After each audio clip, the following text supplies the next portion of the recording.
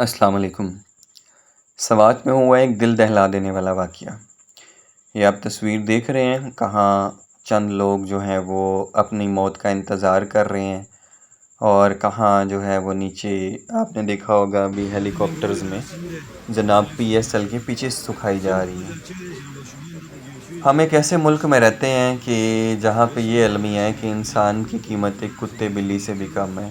یہ آپ ویڈیو میں دیکھ سکتے ہیں کیسے لوگ بہتے جا رہے ہیں۔ کیسا منظرنامہ ہوگا وہ، کیا گزر رہی ہوگی ان 18 لوگوں پہ جو سوات آئے تھے گھومنے سیالکوٹ سے، اور جناب اس کے بعد انہیں دریائے سوات میں مونسون کی بارشوں کی وجہ سے پانی کا ریلا بہا کر لے گیا۔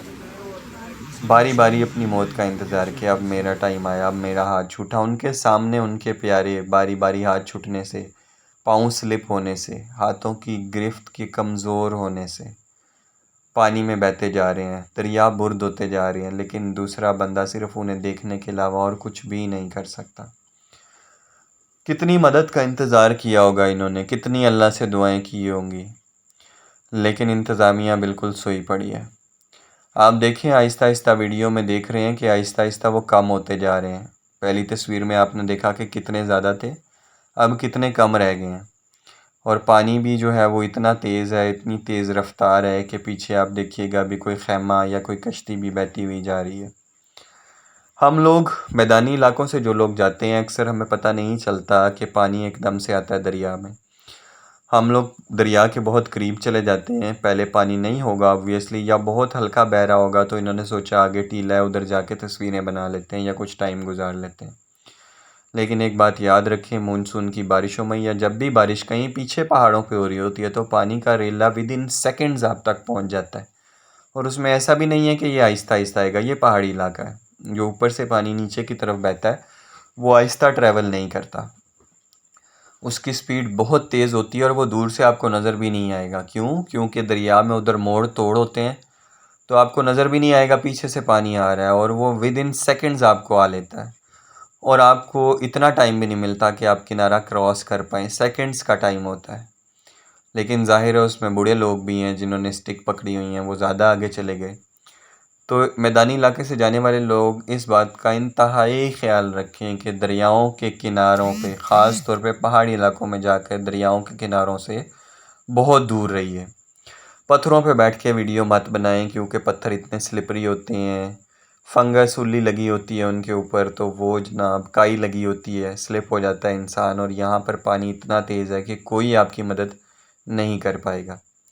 کہاں ہے ڈیزاسٹر مینجمنٹ کا محکمہ؟ کہاں ہے ٹورزم ڈپارٹمنٹ؟ کہاں ہے وہ ٹریفک پولیس والے جو پہلے اتنی گاڑیاں بھر لیتے ہیں اس میں جانے کے لیے، روکتے نہیں ہیں کسی کو، لوگ جیم پیک ہو جاتے ہیں، اور پھر جناب آگے کسی کو جگہ نہیں ملتی، ان کا پٹرول ختم ہونے سے لوگ وہیں پہ بیچارے بیٹھے رہ جاتے ہیں۔ کہاں ہیں وہ ادارے؟ ہمارے سیاستدانوں کے لیے تو یار بڑے ہیلی کاپٹرز استعمال ہوتے ہیں، ان کے دوروں کے لیے، ایون ان کے کھانوں تک کے لیے ہیلی کاپٹرز استعمال ہوتے ہیں۔ غریب کے لیے کوئی ہیلی کاپٹر نہیں آ سکتا۔ ہم ایسے ملک میں رہتے ہیں کہ PSL کی پچ سکھانے کے لیے میچ میں ہیلی کاپٹر استعمال ہو سکتا ہے، لیکن انسان کو بچانے کے لیے کوئی ہیلی کاپٹر نہیں آ سکتا۔ 5 گھنٹے وہ لوگ اس بات کا انتظار کرتے رہے کہ کوئی مسیحا آئے گا اور ان کی جان بچائے گا۔ اور یار اتنی دیر میں تو ادھر سرگودا سے، کسی میدانی علاقے سے، کسی ایئر فورس بیس میں سے بھی ہیلی کاپٹر اڑتا تو وہاں تک بہت آرام سے پہنچ جاتا، اور باری باری کر کے ان 18 کے 18 کو بچایا جا سکتا تھا۔ کوئی ہمیں ایک ادارہ بھی کوشش کرتا نظر نہیں آیا کہ جس نے ایٹ لیسٹ کوشش کی ہو، اور وہ باری باری بہہ کر دریا برد ہوتے چلے گئے۔ ہمارے سیاستدان جناب اپنا کھانا تک ہیلی کاپٹروں میں منگواتے ہیں، ان کے کتے بلے تک ہیلی کاپٹروں میں بیٹھ کے جاتے ہیں، جبکہ ہم ہیں ہی، میرا خیال ہے کسی ایسے ملک میں رہ رہے ہیں جس میں ہماری حیثیت کسی بلے سے یا کسی جانور سے زیادہ ہے ہی نہیں۔ جو طاقتور ہے وہ جس کو چاہتا ہے سڑک پہ کھڑا ہو کے مار دیتا ہے۔ اتنی ویڈیوز میں نے دیکھی ہیں، اتنا کچھ ہو رہا ہے، الٹا تک لٹکا رہے ہیں لوگ، اور جو بیچارے غریب ہیں ہماری طرح وہ واقعی کتے بلے ہیں۔ مطلب کہ صرف انتظار کیا جاتا رہا۔ کیا اتنی دیر میں کہیں کال نہیں کی گئی ہوگی؟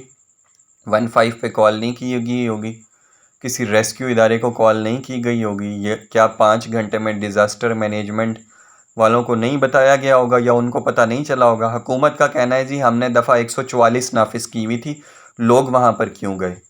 او بھائی خدارا لوگوں کو کوئی بات پتہ کیسے چلے گی؟ کاغذوں میں دفعہ 144 نافذ ہو کے ان کو کیسے پتہ چلے گا کہ یہاں نہیں جانا؟